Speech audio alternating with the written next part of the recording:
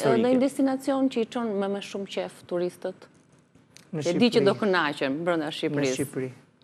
Në të gjithë Shqipërinë. Në Shqipëri, kjo është përgjigjja. Unë personalisht preferoj shumë, por kjo është çështje preferencash personale. Nuk e veçoj dot që them është destinacion më i mirë se të tjerët, po unë pëlqej shumë zonën e Gjirokastrës dhe atë zonën e Gjirokastër, përfshirë dhe Sarandën aty. Jo detyrimisht qytetin e Sarandës, por zonat përreth. Por shumë destinacione të mira ka në Shqipëri. Berati pa diskutim, Shkodra pa diskutim,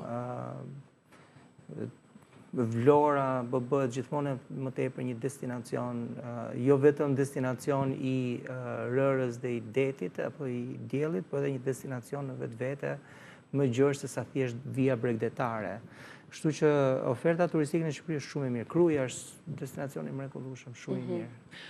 Atëherë, unë kryesisht merrem me turistë të huaj që vinë këtu, kryesisht spanjoll, francez, këto janë, le të themi, komsit që vinë edhe me të cilën merrem unë. Dhe vizitojmë gjithë Shqipërinë. Cilat kanë destinacionet më të preferuara? Le të themi ato destinacionet, ato qytete që janë qytete UNESCO, le të themi, Berati, Gjirokastër janë gjithmonë, më thënë, të pashmangshme, le të themi.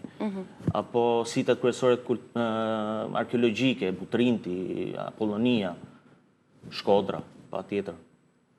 Pra këto janë, mund të themi. Janë turistë të cilët vinë dhe shpenzojnë në Shqipëri, janë më shumë të interesuar si për turizëm kulturor, çfarë i tërheq më shumë? Të paktën këtë kombësi që përmende. Cilët unë merre më shumë është ai turizmi kulturor, le të themi.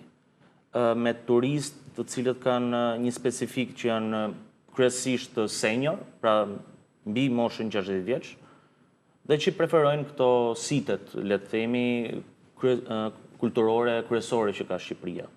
Dhe që preferojnë që një ditë të bëjnë një sit, një ditë një sit tjetër, pra janë ture shumë ditore, le të themi, edhe nuk qëndrojnë me një vend, po preferojnë kryesisht të zbulojnë sa më shumë nga vendi. Kjo është gjë e mirë, sepse do të vizitojnë destinacione. Cilat janë destinacionet të cilat duan më shumë vlerësim në vendin, ose që janë më pak të vlerësuara, por që duhet të marrin vëmendje në vendin tonë?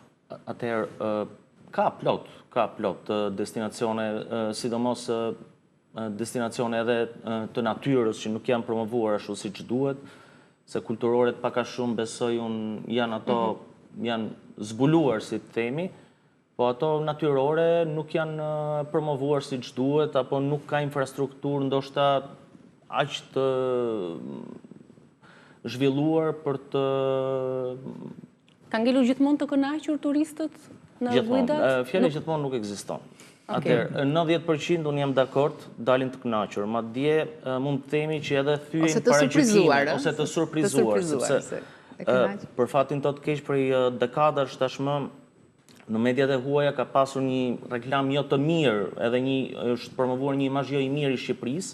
Ama vitet e fundit?